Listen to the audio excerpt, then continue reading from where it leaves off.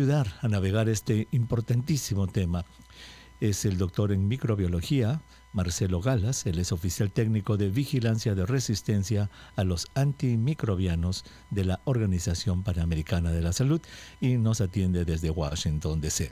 Doctor Galas, qué gusto de saludarlo. Muy buenas tardes. Buenas tardes, un gusto también estar con ustedes. Muchas gracias por la invitación a sumarme al programa y bueno, tratar de despejar algunas dudas y algunos conceptos claros respecto a los antimicrobianos o los antibacterianos en particular. Muchas gracias.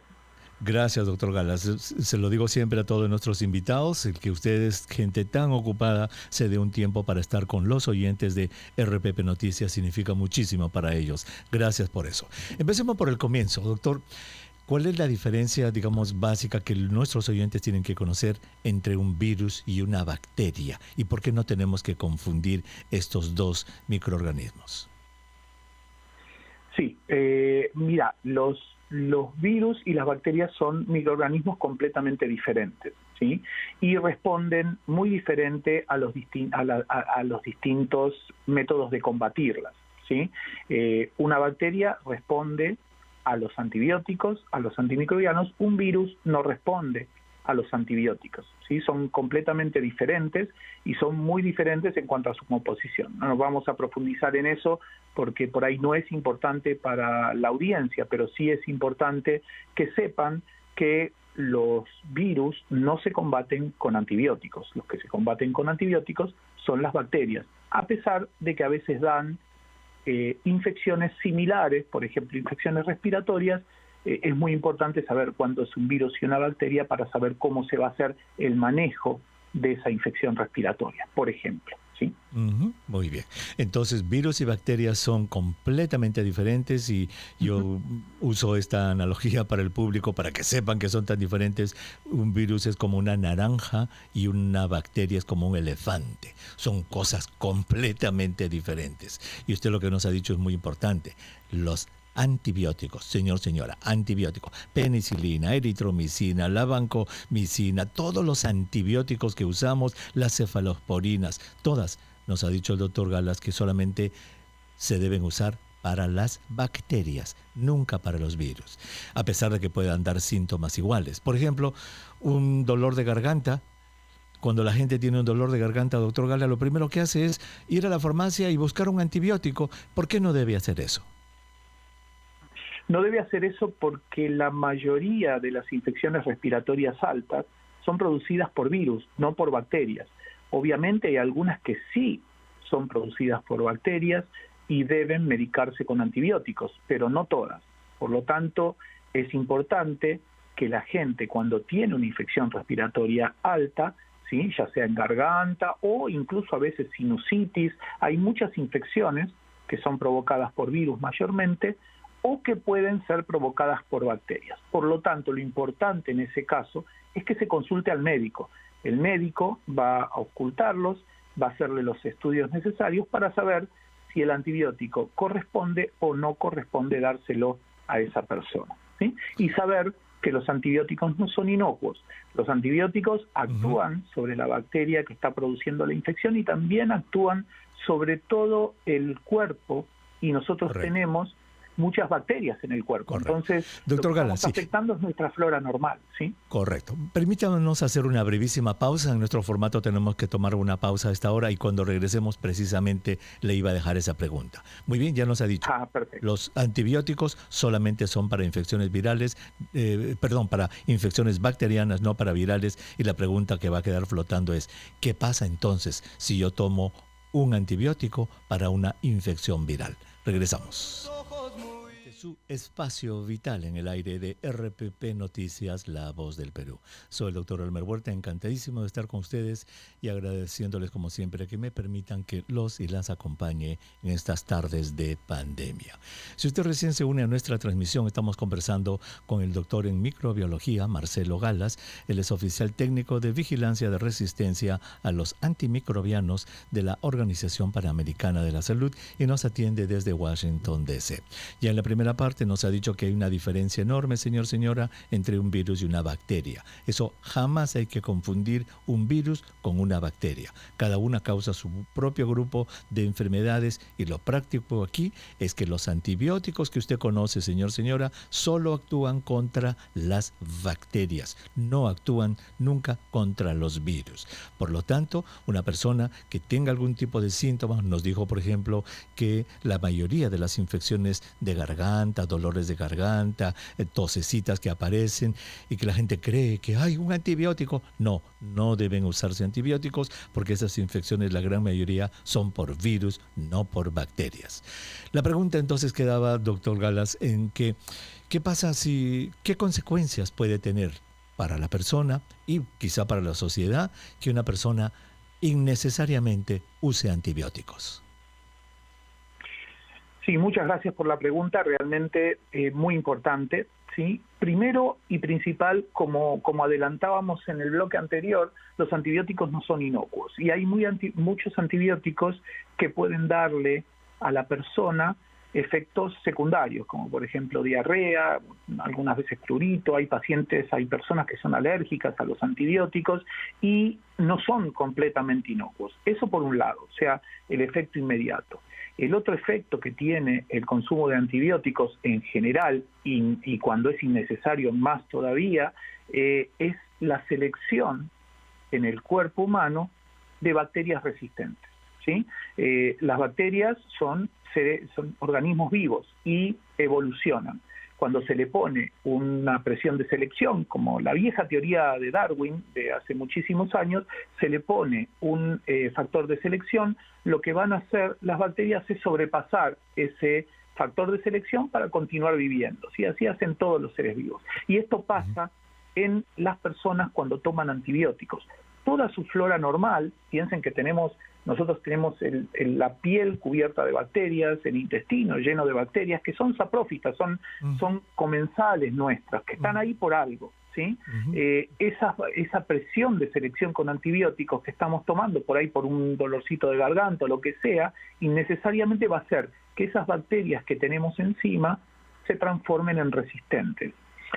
Mientras uno esté normal no pasa nada, pero entre un bajón de defensas o situaciones particulares, pacientes inmunosuprimidos, esas mismas bacterias que tenemos nosotros en el cuerpo pueden emerger, son oportunistas y pueden hacer infecciones urinarias, infecciones de piel y partes blandas y otro tipo de infecciones. Y cuando uno tomó muchos antibióticos previamente, lo que va a hacer es que esas infecciones sean por bacterias resistentes. Si eso no hubiera sucedido, esas infecciones que se deben tratar serían por bacterias probablemente sensibles, compatibles fácilmente con los antibióticos. Cada vez que hay presión de selección, hay emergencia de bacterias resistentes y se quedan en el organismo humano.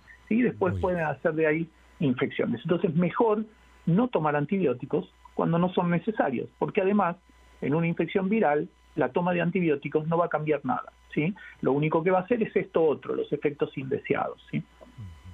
Exactamente, y eso lo hemos visto en esta pandemia del COVID, ¿verdad? En que por razones medio oscuras que habían por allí, y más que nada por una repetición sin evidencia científica, y hasta ahora muchos médicos recetan acitromicina, por ejemplo, a COVID-19. No hay ninguna evidencia que funcione, pero recetan y algunos hasta le agregan cefalosporinas y antibióticos a todo lo que están usando, y eso obviamente no está bien. Entonces, no usar antibióticos sin una receta médica, sin un reconocimiento y lo primero que tenemos que aprender.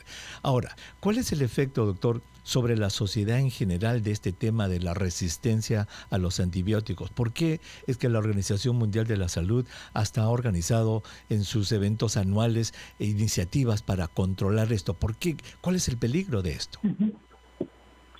El peligro es muy claro y no es que está por venir.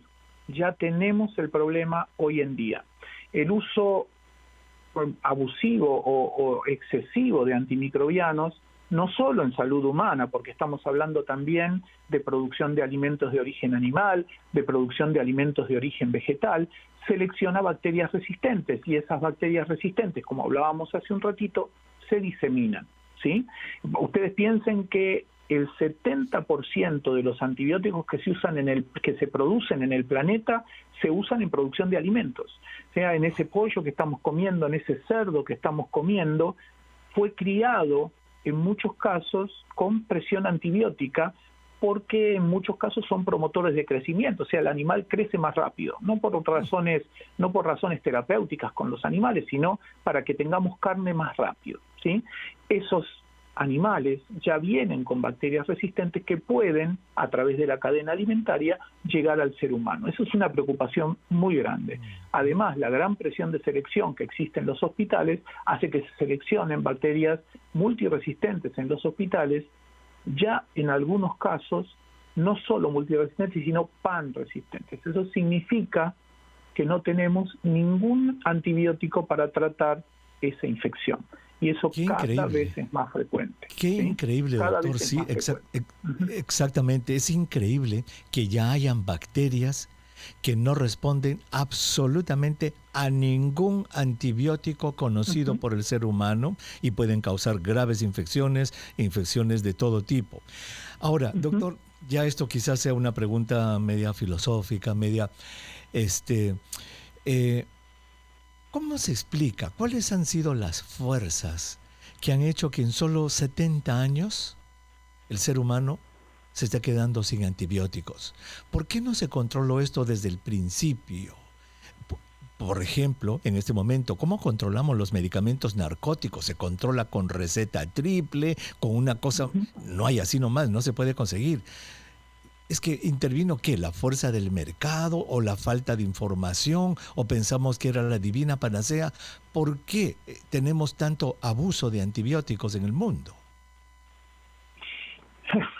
Es una excelente pregunta y, como vos dijiste, filosófica, difícil de contestar, pero hay cosas que se pueden hablar sobre el tema. Primero, ustedes saben que Alexander Fleming, cuando descubrió la penicilina, lo dijo claramente: el uso de este antibiótico en el futuro va a seleccionar resistencia. Y en ese momento ya se creía que era una panacea.